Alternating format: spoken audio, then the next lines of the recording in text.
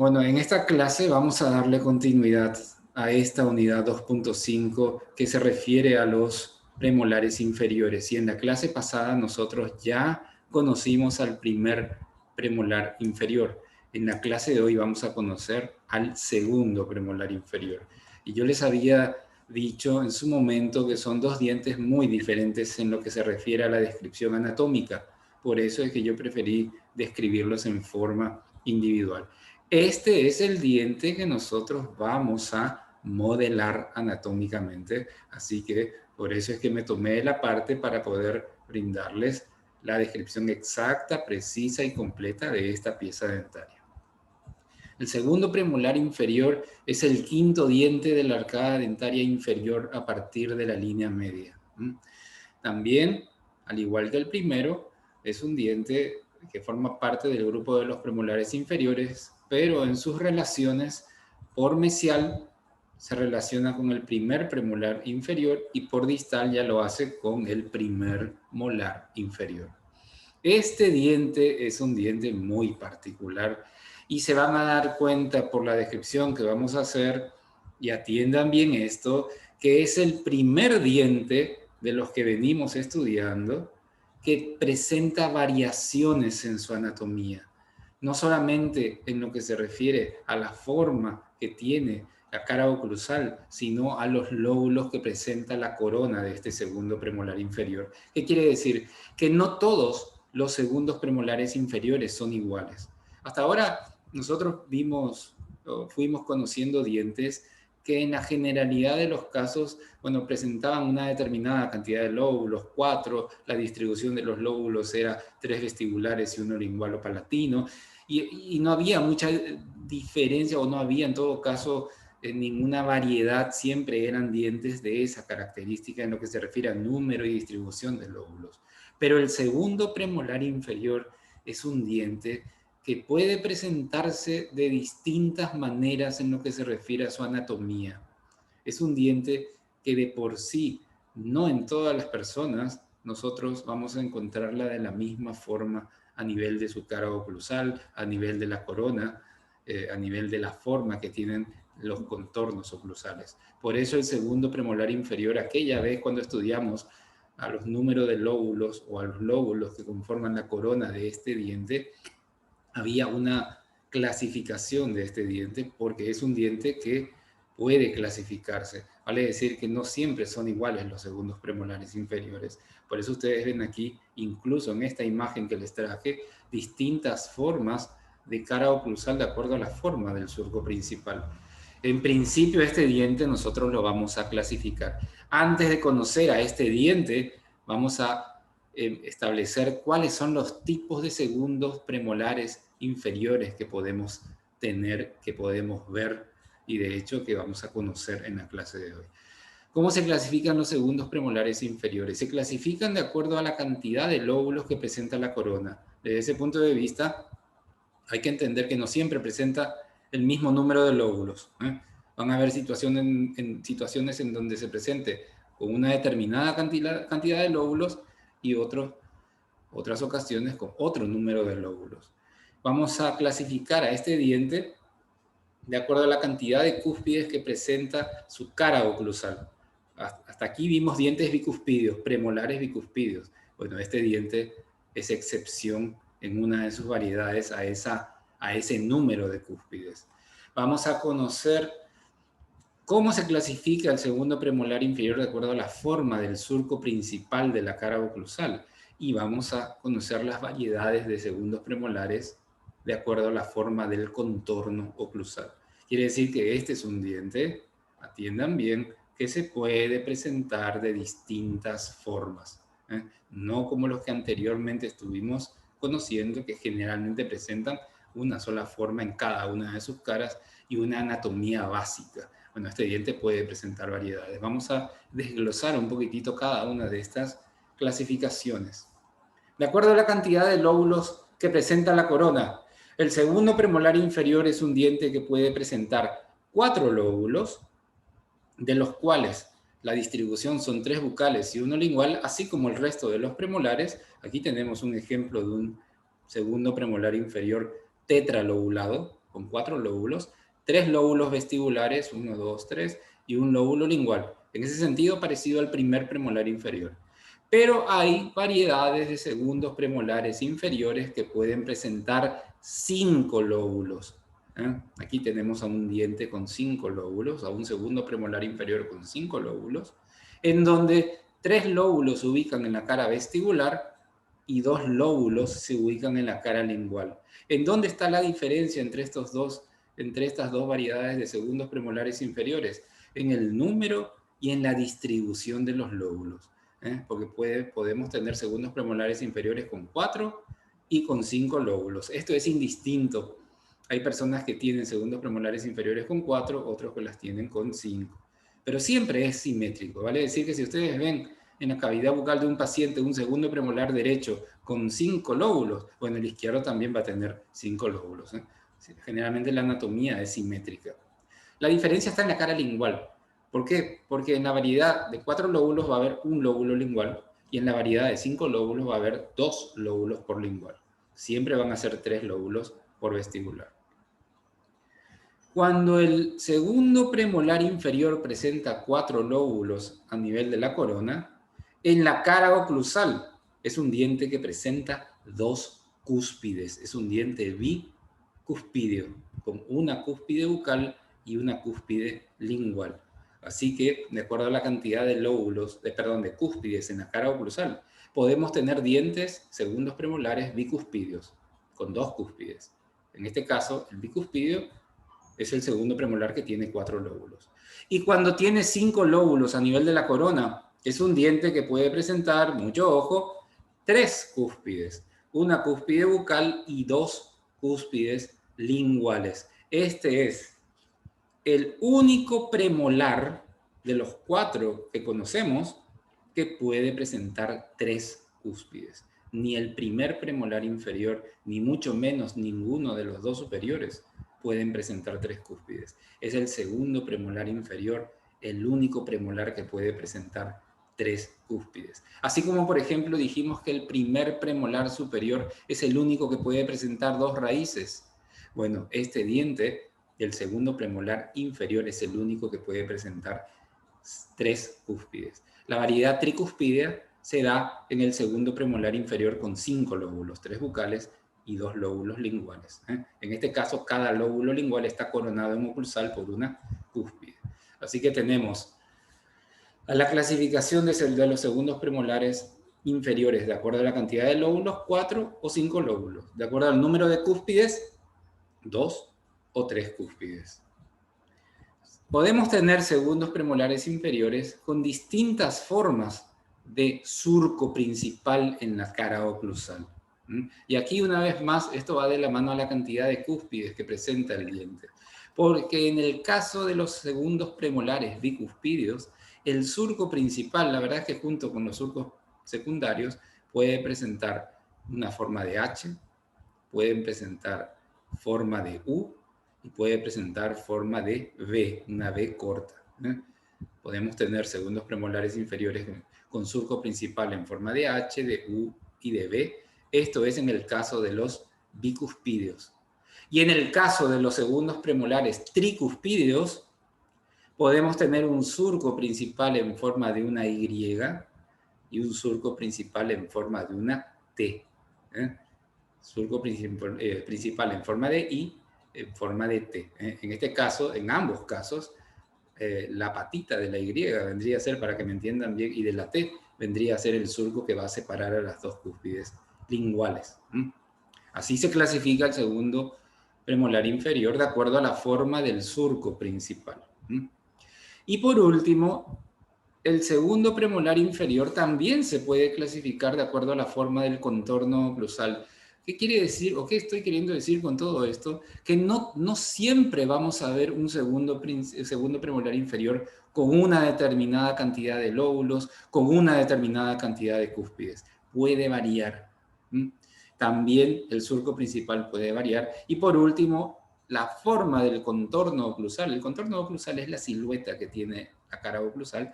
El contorno oclusal puede ser variado en este diente. Y podemos tener segundos premolares inferiores con un contorno oclusal de forma cuadrilátera o cuadrangular, un cuadradito, en donde el diámetro mesiodistal es similar, es proporcional al diámetro bucolingual, en donde hay una igualdad entre los diámetros mesiodistal y bucolingual. La teoría dice que podemos tener segundos premolares inferiores con variante rectangular de dos tipos, cuando en el rectángulo predomina el diámetro mesiodistal y cuando en esta forma rectangular predomina el diámetro bucolingual. Esto es raro, esto es muy raro, porque generalmente en los premolares inferiores predomina más bien el diámetro mesiodistal, pero es y forma parte de la clasificación de los segundos premolares. Entonces, rectangular de dos tipos, cuando predomina el diámetro mesiodistal y cuando predomina el diámetro bucolingual. Y el contorno oclusal también puede tener una forma trapezoidal y una vez más el trapecio de dos tipos. Un trapecio en donde la base menor está hacia bucal, porque todo trapecio tiene una base y un vértice, en este caso la base menor sería la parte del vértice, y aquí es donde las caras proximales, en vez de converger hacia el lingual, divergen hacia el lingual, cosa muy rara realmente en un diente, porque nosotros tenemos conocidas que las caras proximales convergen hacia el lingual, pero la literatura establece este tipo de clasificación, trapecio con base, la base menor sería en bucal, y el trapecio, o la forma trapezoidal, cuando la base menor está hacia lingual. Aquí es donde las caras proximales convergen hacia lingual. Y la verdad es que ustedes me preguntan, ¿cuál es el tipo más común de segundo premolar inferior? Esto es estadístico, pero la verdad es que podemos tener segundos premolares inferiores bicuspídeos, tricuspídeos. La mayor parte de las veces tiene forma cuadrilátera o ligeramente trapezoidal, pero estos son los tipos de segundos premolares que podemos encontrar. Así que mucho ojo con este diente, porque es un diente que presenta variedades. Y antes de empezar a conocer la anatomía de esta pieza dentaria, tenemos que ver los tipos de segundos premolares que podemos encontrar en la anatomía dentaria. Bueno, en lo que se refiere a la descripción de este diente, voy a tratar de describirles a las dos variedades, la variante bicuspidea y la variante tricuspidea. Vamos a empezar por la cara oclusal. La cara oclusal del segundo premolar inferior, esta es una imagen y este es un diente real, este es el tricuspideo y este es el bicuspideo. Aquí está la imagen del dibujo que generalmente les ayuda a ustedes para poder estudiar un poquitito mejor la anatomía del diente. Presenta esta cara oclusal un contorno oclusal de forma cuadrilátera. Generalmente los tricuspídeos tienen forma cuadrilátera. Y cuando el diente es bicuspídeo, la forma más común es la trapezoidal con base mayor hacia bucal. Aquí yo les puse simplemente cuadrilátera porque el diente que ustedes van a modelar anatómicamente va a ser esta variante, la variante tricuspidea. Pero la variante bicuspidea generalmente ustedes pueden ver aquí como las caras proximales convergen hacia el lingual y es un diente más trapezoidal que cuadrilátero. Este es un cuadrilátero. En este cuadrilátero generalmente predomina a veces ligeramente el diámetro mesiodistal.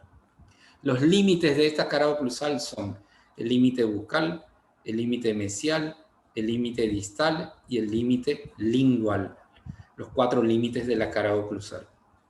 El límite bucal, como siempre, es convexo y trilobulado, porque deberían verse aquí las ondulaciones de los 3 lóbulos. Aquí se ven 1, 2 y 3. Pero recuerden que los lóbulos están en la cara vestibular. Nosotros vemos desde arriba aquí a los lóbulos. Los límites proximales, tanto el mesial como el distal, en este diente convergen muy poco hacia el lingual. Por eso es que el diente presenta una forma ligeramente cuadrilátera, porque la convergencia de las caras proximales hacia el lingual es muy ligera en este diente. En todo caso, el bicuspideo es donde las caras proximales convergen un poquitito más hacia el lingual. El límite mesial, como siempre, es ligeramente convexo y el límite distal es más convexo. El límite lingual es el que varía, porque en la variante tricuspidea aquí tenemos que este límite lingual es convexo y lobulado, porque aquí hay un lóbulo y aquí hay otro lóbulo. Aquí se ve bien. Este es un lóbulo y este es otro lóbulo, y en esta imagen sería aquí un lóbulo y este es el otro lóbulo. Esta es la variante tricuspidea. Y en la variante bicuspidea, como es un solo lóbulo lingual, aquí el límite lingual va a ser convexo en sentido mesiodistal, porque es un solo lóbulo. En este caso, lo que va a variar en la descripción va a ser si es el diente tricuspideo o si es el diente bicuspideo, pero les muestro los dos dientes porque cualquiera de los dos pueden tener ustedes o pueden conocer ustedes. No siempre va a ser tricuspideo, no siempre va a ser bicuspideo. Esta es la descripción de los límites. La superficie de la cara oclusal del segundo premolar inferior nos muestra una cúspide por bucal, la cúspide bucal, y en la variante tricuspidea son dos cúspides linguales. Cuando son dos cúspides linguales, yo no le puedo decir, no le puedo llamar cúspides linguales, porque son dos, tengo que hacer la diferencia. Entonces, la que está hacia mesial se va a llamar cúspide mesiolingual, y la que está hacia distal va a ser la cúspide distolingual. Entonces, en esta variante tricuspidea vamos a tener tres cúspides, una cúspide bucal y dos cúspides linguales, una mesiolingual y una distolingual. Estas cúspides están separadas las tres por un surco principal que generalmente presenta esta forma, la forma de una letra, la forma de una Y. A veces, cuando este surco está muy acostado, presenta la forma de una T. Y en todo caso, presenta lo que ustedes ven aquí, es la forma de una Y aproximadamente.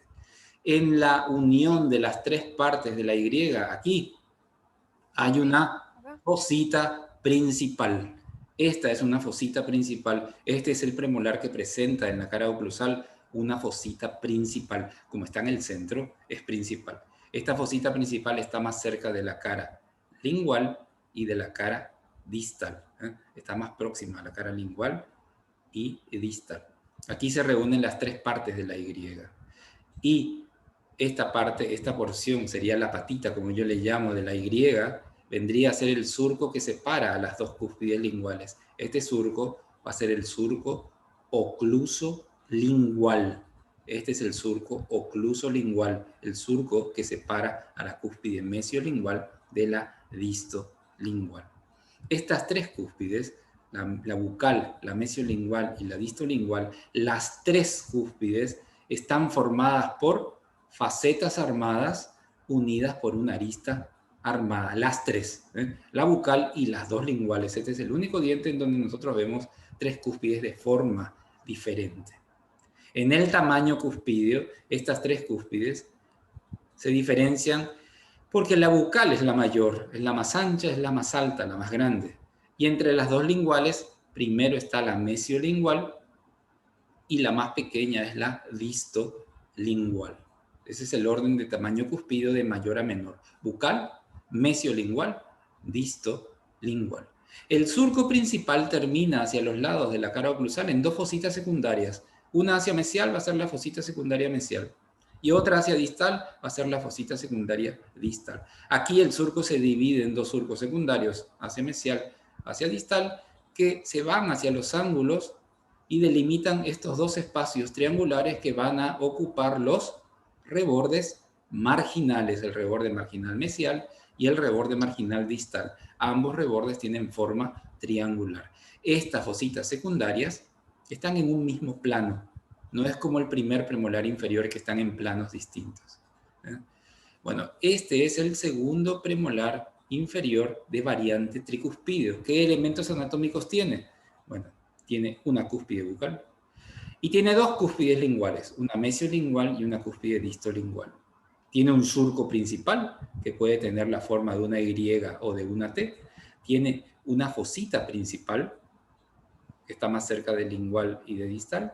Tiene dos fositas secundarias, una mesial y otra distal. Tiene cuatro surcos secundarios, dos hacia mesial, dos hacia distal, y tiene dos rebordes marginales, un reborde marginal mesial y un reborde marginal distal.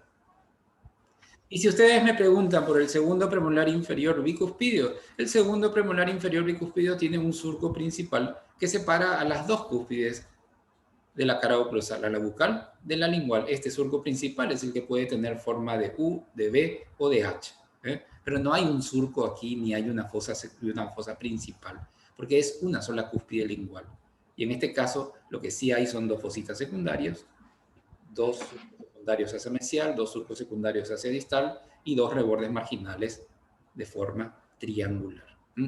Bueno, esta variante que ustedes ven aquí, la variante tricuspide, es la variante que nosotros vamos a modelar a continuación del primer premolar superior. Y aquí les muestro la cara oclusal del diente que vamos a modelar con la cúspide bucal y las dos cúspides linguales con el surco principal en forma de una Y griega.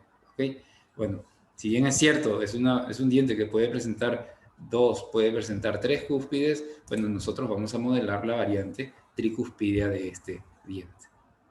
Bueno, una vez que conocimos a esta cara oclusal, pasamos al resto de las caras. Pasamos a la cara bucal, que es una cara muy parecida a la del primer premolar superior. Y lo único que varía va a ser en el tamaño, porque se van a dar cuenta que el segundo premolar inferior es de mayor tamaño que el primero. Porque la serie de tamaño de los premolares inferiores es creciente.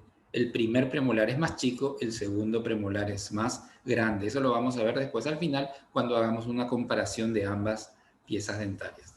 La cara bucal del segundo premolar inferior presenta una forma muy conocida por nosotros, es la forma pentagonal, con 5 lados. 1, 2, 3, 4, 5. En esta forma pentagonal los límites son el límite cervical, el límite mesial, el límite distal y el límite oclusal. La verdad es que la descripción viene a ser la misma para todas las caras bucales de los premolares. Si ustedes se fijan, siempre va a ser prácticamente la misma descripción. ¿A qué me refiero? A que el límite cervical es convexo hacia apical. A que los límites proximales, mesial y distal, convergen hacia cervical. El mesial, como siempre, es ligeramente convexo. Y el distal no solamente es más convexo, sino que también es más oblicuo que el mesial. Los dos límites convergen hacia cervical.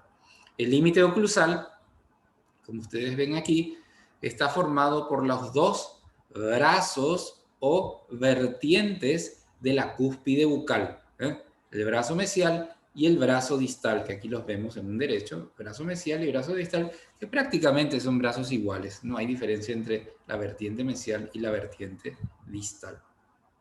La superficie de la cara bucal es convexa en ambos sentidos, tanto en sentido cérvico-oclusal como en sentido mesio-distal. Es una cara bastante convexa.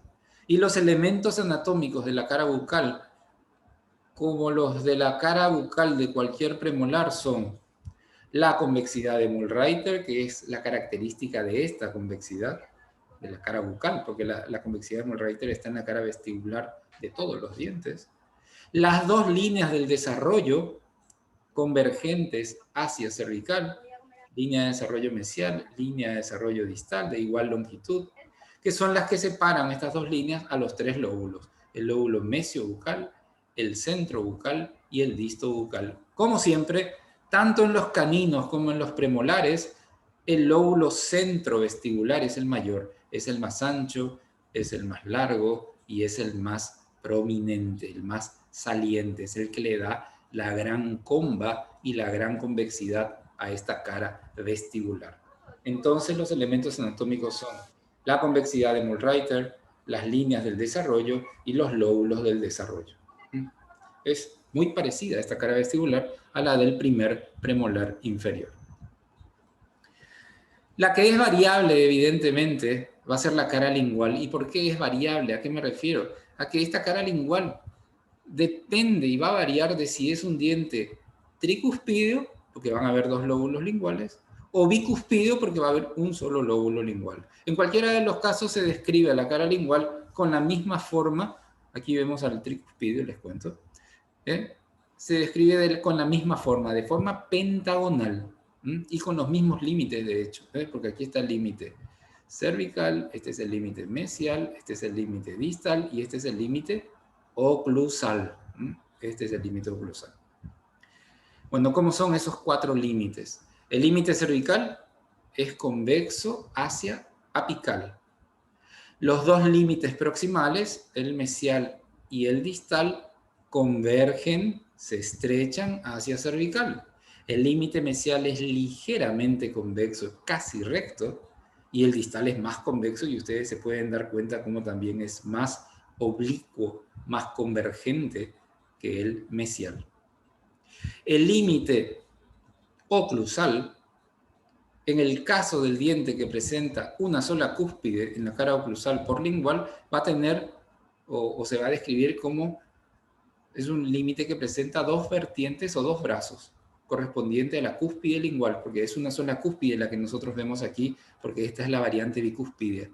Brazo mesial y brazo distal prácticamente iguales, en longitud los brazos.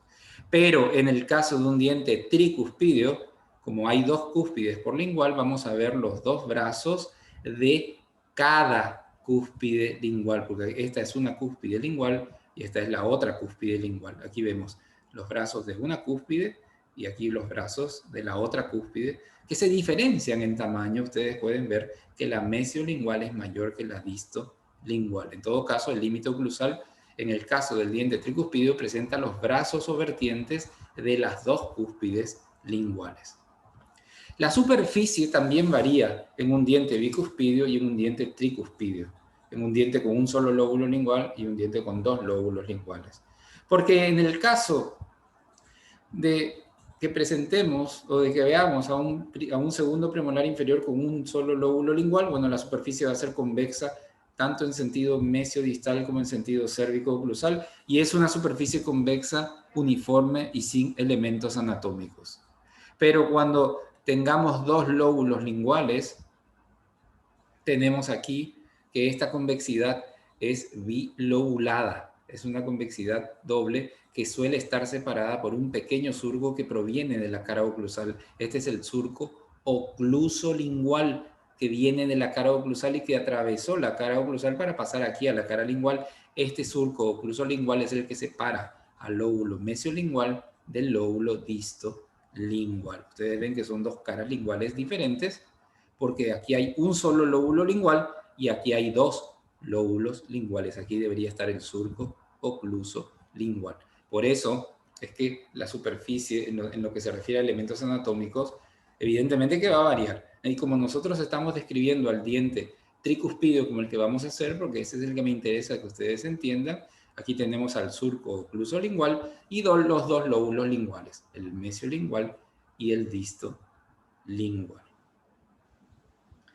Bueno, ya conocimos cómo es la cara bucal, ya conocimos ahora cómo es la cara bucal primero, la cara lingual ahora, y pasamos a las caras proximales. Las caras proximales de los premolares inferiores, recuerden bien el diente que vimos en la clase pasada, presenta una forma muy peculiar, porque ustedes ven que la corona de los premolares inferiores presenta esta característica, se inclina hacia oclusal y lingual. Por eso la forma de esta cara mesial, en este caso, es romboidal. Presenta la forma de un rombo. ¿Por qué? Porque el lado bucal es el que, al inclinarse tanto hacia oclusal y lingual, le da a esta cara proximal mesial la forma de un rombo. ¿Cuáles son los límites de esta forma romboidal en la cara mesial? Bueno, este es el límite cervical, este es el límite bucal, este es el límite lingual y este es el límite oclusal. ¿Cómo son esos límites? El límite cervical, como siempre, es cóncavo hacia apical.